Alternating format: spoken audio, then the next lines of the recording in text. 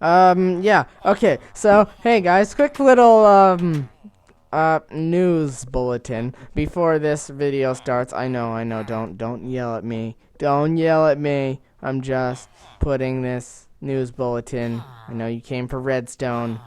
Calm it. Okay. So today, I'm gonna be telling you this because I didn't really have anything else I need to record right now. I'm gonna tell you this in this video here.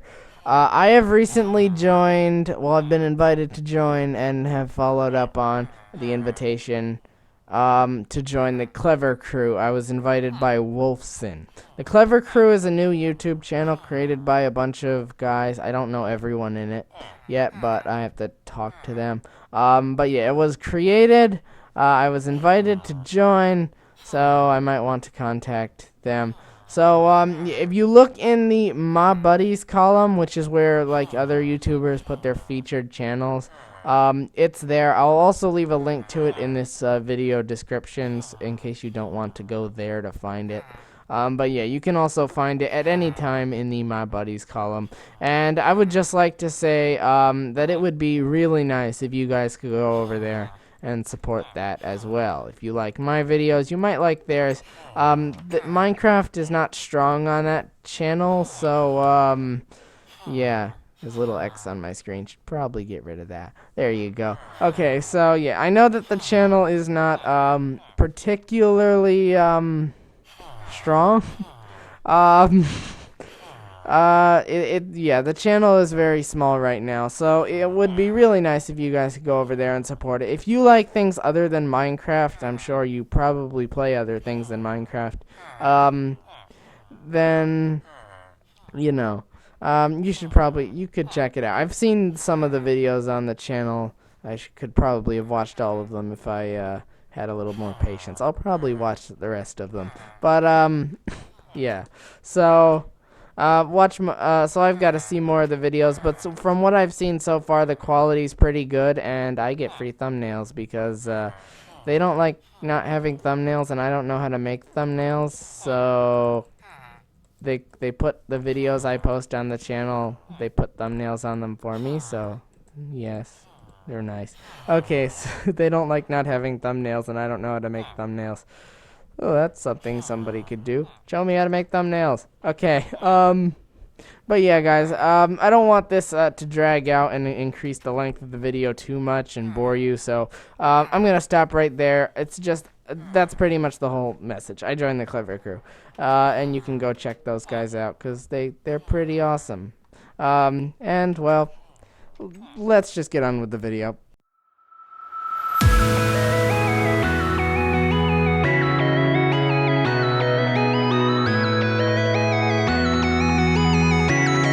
Hello everybody, Siblingpower here, and today I am back with Tom the Sorcerer for some more Redstone Chronicles. And Tom, you brewing back here? What you making? Nothing. You're a terrible brewer, Tom. Okay, love this enchanting table. It's awesome. Okay, back to what we were talking about. This is Redstone Chronicles, and today I'm going to be, this is going to be the first video where I go over the features of a specific block, or in this case, blocks. So I'm going to tell you all about pistons and slime blocks, because slime blocks aren't really a redstone function block. Like, you give them power, nothing at all happens. Nothing. So yeah, they don't have a function to them. So that's why I'm going over them with pistons, because they're designed to be used with pistons. Let's go ahead and put that back. Okay. So, pistons, I'm sure everyone who's played the game, to any extent, knows that the piston, given a power source, extends a little bit. Just a little bit of it's a one block extension. So, yeah. Hello, villager. Okay, so, there's two kinds of pistons. There's normal and sticky.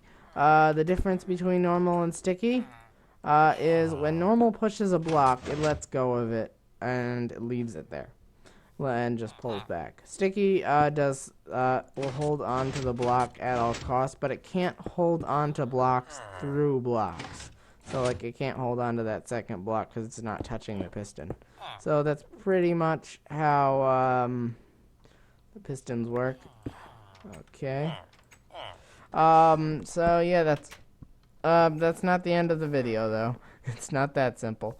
There's a little bit more to pistons. Okay, so as you can see by this, on this stack I have 12 blocks. On this stack I have 13 blocks. If I go ahead and click this 12 block stack, you will see that it extends upward like you would expect. If I still click the 13 block, nothing at all is happening. This is the same setup, by the way. This is the same piston. This is a normal piston, and this is a normal piston. The reason they are not actually working. The reason this one's not working and this one is because this block is past block limit. 12 is the limit to how many blocks a piston can support. Before it eventually just gives out. If I go ahead and break this top block and then reset it, it will extend and it will be perfectly fine. Whereas this block will not do so. And there we are. So that's pretty much pretty much it for block limit. There's not much more to be said. This does work sideways, so like that's a 12 block stack, but now it's 13 and now it won't go. So yeah, it works sideways, so make sure that you always have that limit. What I haven't done, let's just build this quickly, is gone ahead and put up a double stack. And I gotta do this with slime. I'll tell you about slime blocks and then I'll try this. Okay, so this is the first little feature of slime blocks I'm showing you, and that is they have the power to stick items to the sides of them. So yeah, this is pretty much that. As you can see, there's a core of slime blocks here. And so it has all this stone sticking to the sides, and this is approximately 12 blocks total. Slime blocks do count as a block, so make sure you take in the slime blocks. So this is 12 blocks total, and the piston is fine with lifting them, and they're all stuck together, so the whole thing stays as one.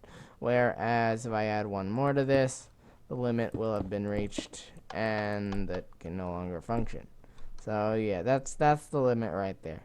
And then if we go ahead and move on to this is the final thing that concerns pistons only. This is a sticky piston. This could be a normal piston. They have the same features except for the stickiness. So anyway, in this chest is every single item that cannot be a piston extended through.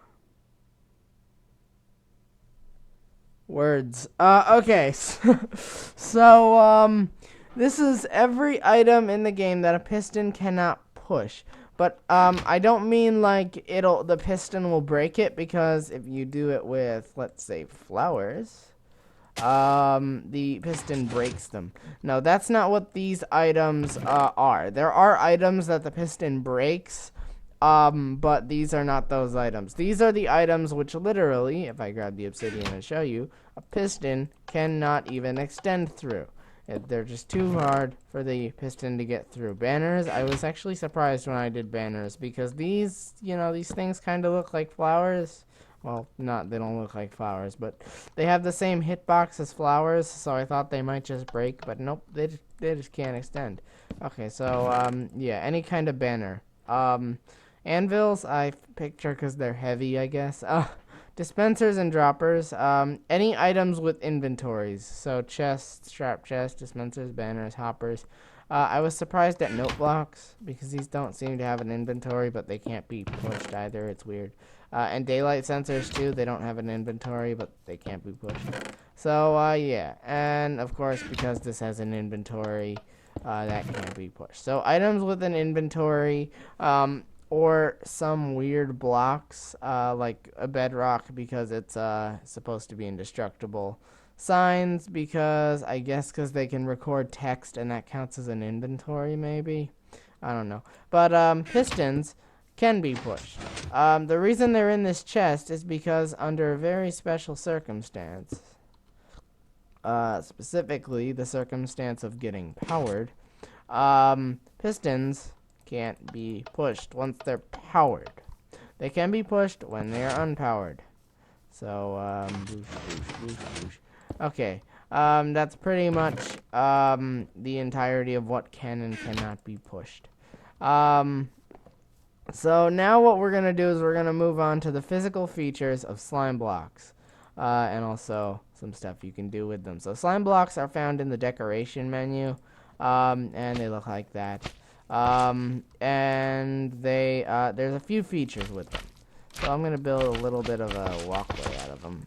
And essentially, one of the features is when you hop onto them, as you can see here, I bounce a little bit. Like I'm not tapping spacebar after this. Okay, so I'm going to fly up, and I'm going to let go spacebar. Well, let me just get out of fly first. Let go spacebar. Okay, not touching spacebar. I am just bouncing. So yeah, they bounce you partially the height that you hit them from. So yeah, that's how those work. They bounce you, and also, if you hit shift when you land on them, they negate all fall damage, and they don't bounce you. And if you hit jump when you hit them, it greatly reduces the amount of bounce you get. You know, it's kind of weird. It's kind of opposite what a game usually does, where, you know, you hit bounce on the bouncy pad and it bounces you further. Nope, this is the opposite. If you hit bounce on these slime blocks, they will they will reduce. And then holding shift while landing will negate all jumpy effects. So yeah, that's pretty much the slime block, and as you can see, you walk kind of like you do on soul sand. I think it's the same speed. Let me go ahead and compare the soul sand to the slime blocks. They have the same, like, you know, thickness. So let me see. So on soul sand, I walk kind of like this. On slime blocks, it's slower. Okay, slime blocks are slower than soul sand, so you don't want to walk on these. So yeah, don't build a path out of slime blocks. It's not good. Okay, but let's go ahead and look at these. Slime blocks have an interesting feature where, okay, so let's say I spawn in an entity, like an armor stand. Armor stands are considered an entity. And I decide to push them. So as you can see, the entity moves sideways, and that's that. Same thing with the donkey. Donkey. So now, if I go ahead and put a slime block on this, there's going to be a new and interesting effect. As you can see, the thing kind of slid, and if I do that on a perfectly flat surface, it'll do it the same. So yeah, as you can see, the thing kind of slides like it went 2 spaces over, rather than just 1. Same thing with the donkey. Well, this is forced now. It's being pushed. And that is because slime blocks, here I can actually demonstrate it with myself, push entities further than just a normal piston does. That gives it a little boost. So yeah, that's pretty much the pushing aspect, but this aspect can be used for some pretty interesting stuff. So let's say I go ahead and start up this redstone clock. I think I showed this one in the clocks video, where it's just a really fast signal. As you know, as I showed you, obsidian can't be moved by pistons, and the same rules apply with slime blocks. If it can't be moved by pistons, it can't be moved by slime blocks. So slime blocks. So I used these pieces of obsidian as